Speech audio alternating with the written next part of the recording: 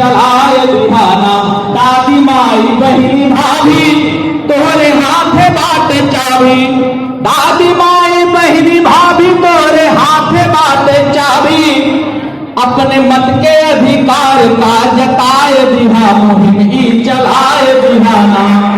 पुराने समय से कहा गया है यथा प्रजा तथा राजा, तो जैसी प्रजा होगी वैसा ही राजा होगा। कितनी दूरदर्शिता का परिचय दिया होगा कि जब हम चुनने जाते हैं तो हम अपने जैसा ही चुनते हैं।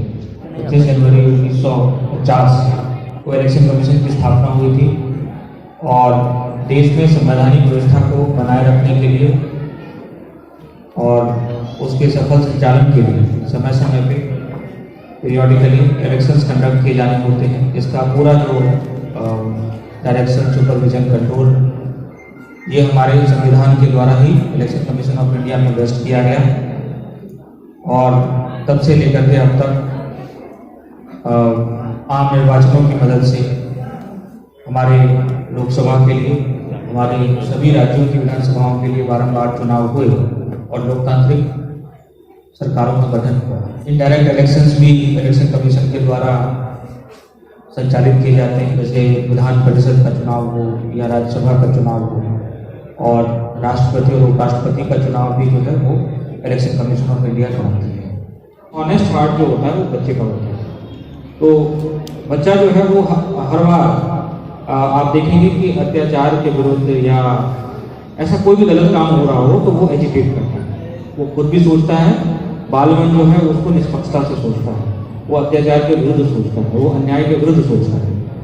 जैसे हम में से जो यहाँ पे ग्रोन अप होंगे वो इस बात को रियलाइज करते होंगे कि जब हम बचपन में थे तो हम कोई फिल्म नहीं देखते हैं, मान लो, या कोई कहानी ही पढ़ते हैं, तो हर बार जब हम अन्याय के बारे में पढ़ते हैं, अत्याचार के बारे में पढ़ते हैं, तो हमें लगता है कि नहीं ये तो बहुत गलत हुआ, इसको ठीक होना चाहिए। और एक वाइकेरियस फीलिंग होती है कि जब अत्याचार करने वाले पर प्रहार होता है तो हम उसको बहुत एंजॉय करते हैं। इसीलिए तो सिनेमा हॉल में तालियां बजती हैं और जब फिल्म चलता है तो हम लोग उसको एंजॉय करते हैं कि भाई देखो अब गुंडा पिट रहा है, तो बड़ा मजा आता है। ये क्यों होता है? क्योंकि हम बालमन जो है वो अबोध होता है और वो हर हाल में ये चाहता है कि जो गलत है वो पनिश होना चाहिए, जो सही है उसको आगे बढ़ाना चाहिए। तो इसीलिए बच्चों को इस कार्यक्रम से इसीलिए एसोसिएट किया जाता है कि आप जो मतदान की प्रक्रिया है उसमें जो ऑनेस्ट वैल्यूज है उसको आप रिकॉग्नाइज करें, उसको आप एप्रिशिएट करें, उसको आप इनकलकेट करें अपने अंदर, उन वैल्यूज को आप करें, ताकि कल को जब आप मतदाता बनेंगे तो आप सही के साथ खड़े होंगे और बाकी सब चीजें आपके लिए इनमेटेरियल होंगी। आपको जात से मतलब नहीं होगा, आपको पात से मतलब नहीं होगा, आपको धन बल के प्रयोग से मतलब नहीं होगा, आप बाहुबल से डरेंगे नहीं, आप क्षेत्रीयता से ऊपर उठ करके करेंगे।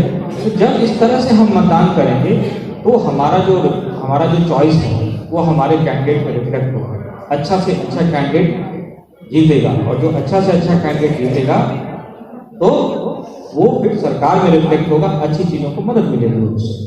आप सभी जानते हैं, मैं बारंबार ऐसी गैदरिंग्स में हमेशा कहता हूँ कि हमारा संविधान दुनिया का सबसे अच्छा संविधान है, जिसने हमको, जब दुनिया के बहुत सारे जिनको हम तो कॉल्ड प्रोग्रेसिव कंट्रीज कहते हैं, अमेरिका को हम दुनिया में सबसे ज्यादा प्रोग्रेसिव मानते हैं, है कि नहीं? सबसे ज्यादा डेमोक्रेसी की, लिबर्टी की, फंडामेंटल राइट्स की बात कौन करता है? अमेरिका करता है कि नहीं? लेकिन आपको पता है जब यहाँ पे 1950 में महिलाओं को बराबर मतदान का अधिकार दिया गया था तो अमेरिका में और यूरोप के भी कई कंट्रीज में उस वक्त बराबर मतदान का अधिकार महिलाओं को नहीं दिया। तो आप इसी से अंदाजा लगा सकते हैं कि हमारी कंट्री जो है वो कितनी प्रोग्रेसिव है, हमारा संविधान हमें कितना अधिकार देता है। इसी प्रकार से जब ब्रिटेन जैसे कंट्री में जिसको कहते हैं ऑक्सब्रिज ट्रेडिशन चल रहा है कि वहां बड़े पदों पर बहुत वही पहुंच सकते थे जो ऑक्सफोर्ड या कैम्ब्रिज में पढ़े हुए। तो जैसे ही हमारा देश आजाद हुआ तो हमने इसमें समता का अधिकार लिया। तो फंडामेंटल राइट में समता का अधिकार क्या कहता है? इस हर किसी के लिए समान, देश के किसी भी पद पे, ऊंचे से ऊंचे पद पे हर व्यक्ति के लिए समान अधिकार। कोई भी जो है वो चुनाव लड़के पहुंच सकता है या कंपटीशन पास करके जिस पद के लिए जैसी अर्हता निश्चित की गई है। जो चुनाव का पद है उसमें हर किसी को चुने जाने का बराबर अधिकार है, और जो एग्जाम पास करके जिस पे चयन होता है उसमें हर किसी को वहाँ पे चयन होने के, एग्जाम पास करने का बराबर, किसी पर कोई उसमें बैन नहीं है। किसी पर ये नहीं है कि भाई ऑक्सफोर्ड कैम्ब्रिज या दिल्ली यूनिवर्सिटी या JNU या BHU से पढ़ के आएगा तभी होगा। राष्ट्रीय मतदाता दिवस के अवसर पर वेरी इंपॉर्टेंट कि हम लोग अपने संविधान के प्रति, अपनी संवैधानिक व्यवस्था के प्रति पूरी आस्था रखें। यदि आप में से किसी को माइक दिया जाए तो आप कहेंगे कि सर आप भी गलत बोल रहे हैं, ये गड़बड़ी हो जाती है, वो गड़बड़ी हो जाती है, यहाँ गलत हो रहा है, वहाँ वो गलत हो रहा है, आप कह सकते हैं, आपके पास ऐसे बहुत सारे फैक्ट्स हैं। लेकिन हम लोगों का काम क्या है? देखो, कोई भी आप सिस्टम उठा लेंगे, कोई भी व्यवस्था उठा लेंगे, कोई भी आप प्रक्रिया उठा लेंगे, तो उसमें आपको बहुत सारी ड्रॉबैक्स मिलेंगे, बहुत सारी कमियां आपको मिल सकती है। लेकिन ये कमी जो है व्यवस्था की नहीं है, ये कमी लागू करने वाले हैं। लागू करने वाले कौन लोग हैं? हम लोग। और हम लोग कैसे लागू कर रहे हैं? मतदान के माध्यम से लागू कर रहे हैं। तो जितना ज्यादा हम अपने मतदान की व्यवस्था में प्योरिटी लाएंगे, शुद्धता लाएंगे, उतना ही जो है आपको ये जो कमियां दिख रही हैं वो कम होती चलेगी।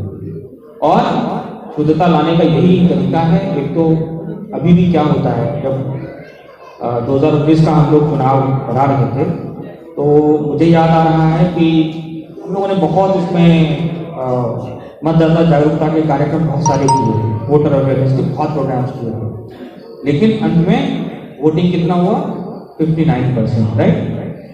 हम लोगों ने वोटिंग अचीव किया, ऑल्दो वो पिछले चुनावों से ज्यादा था, 2-3% ज्यादा था, लेकिन हम लोगों ने वोटिंग परसेंटेज अचीव किया 59%। नाउ अगर 59% का जो बहुमत होता है वो कितना होता है?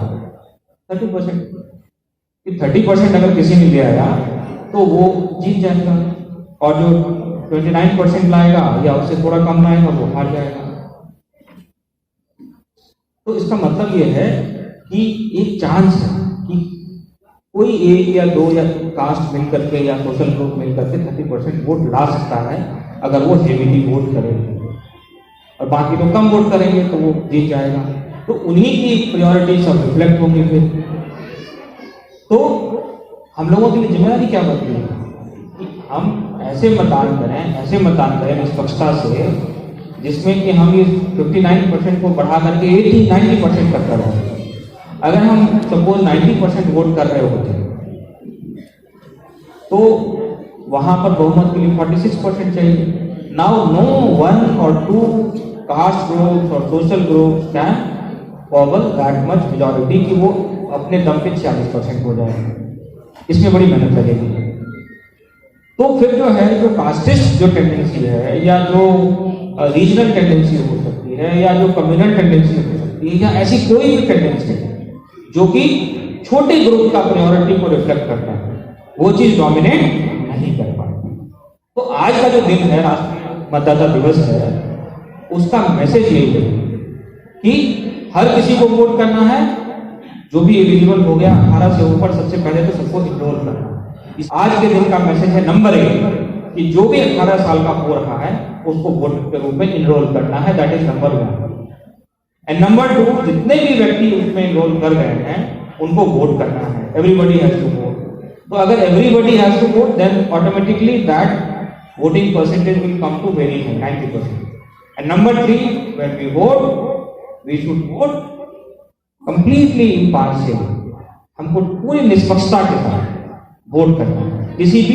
किसी पेरेंट्स, किसी भी कास्टिस्ट, किसी भी कम्युनल, किसी भी इस तरह के एजेंडा के लिए नहीं करना है। हमको इम्पार्शियल करना है। मुझे कौन सा कैंडिडेट अच्छा लगेगा, मैं उसके लिए करूँगा।